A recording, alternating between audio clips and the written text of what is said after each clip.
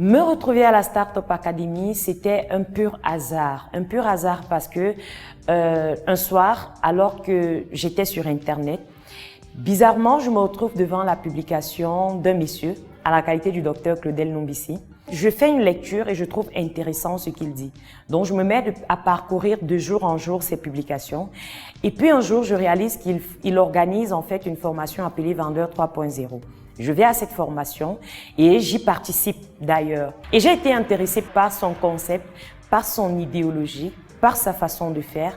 Et je me suis dit, pourquoi ne pas me rapprocher de son académie, qui pour moi était nouvelle à ce moment-là. Être membre actif ou active de la Startup Academy, moi personnellement, a bouleversé mon quotidien. Je me rappelle plus la dernière fois que je me suis levée par exemple à 7 heures ou à 8 heures même. Je me rappelle plus la dernière fois que je suis entrée chez moi à 19 heures parce qu'il y a tellement de choses à faire.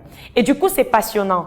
C'est passionnant parce que en même temps, on ne s'ennuie pas. Parce que ce ne sont pas des journées pleines à juste papoter, à juste savoir qu'est-ce que l'autre a fait aujourd'hui, qu'est-ce que l'autre... Non, ce sont des journées pleines de travail.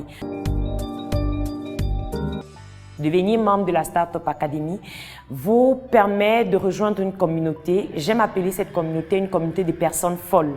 Folles dans le sens où elles nourrissent l'ambition de devoir faire bouger les lignes, de devoir changer le Cameroun qui est notre quartier et l'Afrique en réalité qui est notre pays. Il faut être suffisamment fou pour nourrir ce rêve-là. Vous avez comme avantage justement de participer par exemple aux messes entrepreneuriales qui, il faut le dire, est un événement qu'on a rebaptisé simplement pour développer certaines thématiques qui ont lieu à l'entrepreneuriat, à la religion, à tous les thèmes parfois tabous du continent africain, ou mieux du pays qui est l'Afrique. Donc, on a choisi de baptiser ça comme étant messe entrepreneuriale afin de développer cette thématique-là. Vous avez accès à une bibliothèque. Il se dit souvent que si vous voulez cacher quelque chose à un Africain, il faut le garder dans un livre. Pourquoi une bibliothèque à la Startup Academy? Justement parce que dans une bibliothèque, il se trouve tout un savoir. Et donc, on encourage les membres de la Startup Academy à développer cette faculté de lecture qui développe davantage les connaissances et qui vous apporte personnellement un plus. Vous avez droit à 4 ateliers de formation pratique en un an. Pratique, c'est-à-dire, ça peut être un atelier en transformation de fruits, puisque c'est le domaine que je connais le mieux. Ça peut être en customisation, ça peut être même en saponification, ça peut être, il y a plusieurs ateliers qu'on développe. Vous en avez droit à 4. Pourquoi? Parce qu'on se dit que vous pouvez être intéressé par un domaine, par un secteur d'activité, mais il vous manque la formation afin de vous lancer dans ce secteur d'activité-là.